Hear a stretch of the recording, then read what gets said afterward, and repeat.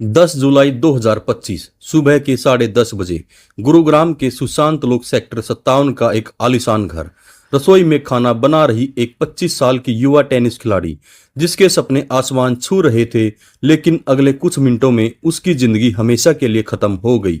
5 गोलियां, 3 पीठ में, और हत्यारा कोई और नहीं बल्कि उसका अपना पिता था। आज हम बात करेंगे राधिका यादव की, एक उभरती हुई टेनिस स्टार, जिसकी कहानी को समाज की रूढ़ियां और एक पिता की गलत सोच ने हमेशा के लिए खत्म कर दिया। ये कहानी सिर्फ हत्या की नहीं, बल्कि सपनों, आजादी और सामाजिक दबाव की है। राधिका यादव 25 साल की एक ऐसी लड़की जिसने अपने टेनिस रैकेट से न सिर्फ कोर्ट पर बल्कि जिंदगी में भी कई मुकाम हासिल किए। 23 मार्च 2000 को जन्मी राधिका ने गुरुग्राम के स्कॉटिश हाई इंटरनेशनल स्कूल से पढ़ाई की और 2018 में कॉमर्स स्ट्रीम में 12वीं पास की। लेकिन उसका असली जुनून था टेनिस। राधिका कोई साधारण खिलाड़ी नहीं थी, वह अंतर्राष्ट्रीय टेनिस फेडरेशन की डबल्स रैंकिंग में 113वें स्थान पर थी। हरियाणा में वह टॉप 5 महिला डबल्स खिलाड़ियों में शामिल थी। ऑल इंडिया टेनिस एसोसिएशन में पंजीकृत राधिका ने कई राष्ट्रीय और अंतर्राष्ट्रीय टूर्नामेंट खेले। 2017 में ग्वालियर में ताइवान की खिलाड़ी हसीन युआन सिंह के खिलाफ उनका मुकाबला हो, या 2024 में ट्यूनिसिया का W15 टूर्नामेंट, राधिका की फुर्ती और रणनीति की हर जगह तारीफ होती थी। लेकिन किस्मत को कुछ और ही मंजूर था। एक कंधे की चोट ने उनके प्रोफेशनल टेनिस कैरियर को रोक दिया, लेकिन राधिका ने हार नहीं मानी। उन्होंने गुरुग्राम में अपनी टेनिस एकेडमी शुरू की, जहां वह युवा खिलाड़ियों को प्रशिक्षित करती थी। उनकी एकेडमी चल निकली और वह हाई प्रोफाइल क्लाइंट्स को कोचिंग दे रही थी। राधिका के सपने अब कोर्ट तक सीमित नहीं थे, वह समाज में बदलाव लाना चाहती थी। लेकिन ये सपने, ये कामयाबी उनके अपने ही घर में किसी को रास नहीं आ रहे थे, और वो कोई और नहीं बल्कि उनका अपना पिता दीपक यादव था। जो भी हमारे दोस्त चैनल पर नए हैं, प्लीज चैनल को सब्सक्राइब जरूर कर लें और वीडियो को लाइक करें। शांत लोक सेक्टर 57 गुरुग्राम एक डबल स्टोरी घर, जहां राधिका अपने माता पिता दीपक और मंजू यादव के साथ रहती थी। बाहर से देखने में ये घर किसी सपनों के महल जैसा था, लेकिन अंदर एक ऐसी आग सुलग रही थी जिसने राधिका की जिंदगी को हमेशा के लिए खत्म कर दिया। दीपक यादव 49 साल के एक बिल्डर थे। वे कुछ छोटी प्रॉपर्टी से किराए की कमाई करते थे, लेकिन उनकी जिंदगी में एक बात उन्हें बार बार चुभती थी। गांव के लोग, रिश्तेदार और पड़ोसी उन्हें ताने मारते थे, तू अपनी बेटी की कमाई पर जी रहा है। राधिका की टेनिस एकेडमी की सफलता, उनकी मेहनत, उनके पिता के लिए शर्मिंदगी का कारण बन गई। दीपक ने कई बार राधिका से कहा वह अपनी एकेडमी बंद कर दे, लेकिन राधिका, जो एक स्वतंत्र और आत्मविश्वास से भरी लड़की थी, साफ मना कर दिया। वह अपने सपनों को किसी के लिए नहीं छोड़ना चाहती थी, और यहीं से शुरू हुआ घर के अंदर का वो तनाव जो धीरे धीरे एक विस्फोटक हादसे में बदल गया।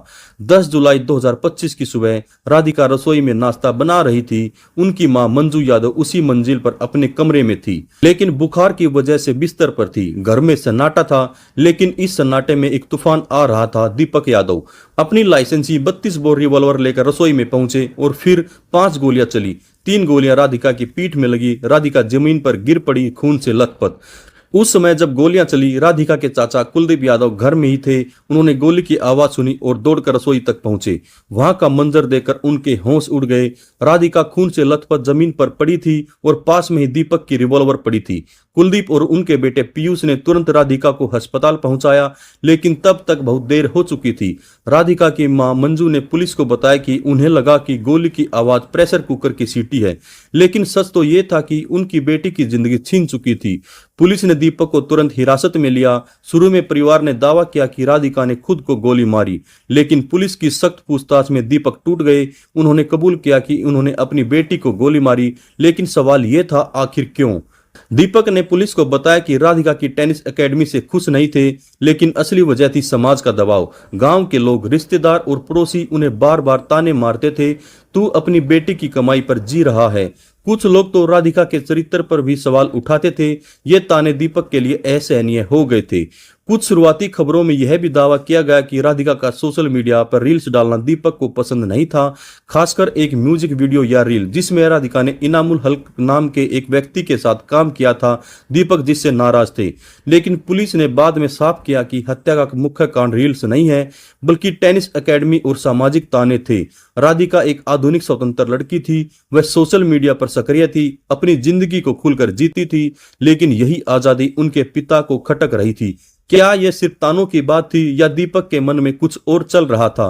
पुलिस अब राधिका के फोन और सोशल मीडिया की जांच कर रही है ताकि ये पता लगाया जा सके क्या कोई और वजह थी, जैसे कोई रिश्ता या अन्य किसी विवाद का। राधिका यादव की कहानी सिर्फ एक हत्या की कहानी नहीं है, ये कहानी है उस समाज की जो आज भी बेटियों की सफलता को पचा नहीं पाता। राधिका ने अपने दम पर नाम कमाया, अपने सपनों को जिया, लेकिन उनके अपने पिता ने उनकी जिंदगी छीन ली। क्यों? क्योंकि समाज के ताने उनके लिए अपनी बेटी की कामयाबी से ज्यादा भारी पड़ गई। यह घटना हमें सोचने पर मजबूर करती है, क्या एक बेटी का आत्मनिर्भर होना गुनाह है? क्या उसकी आजादी, उसके सपने, उसके रील्स बनाना इतना बड़ा अपराध है? उसकी कीमत उसकी जान से चुकानी पड़े।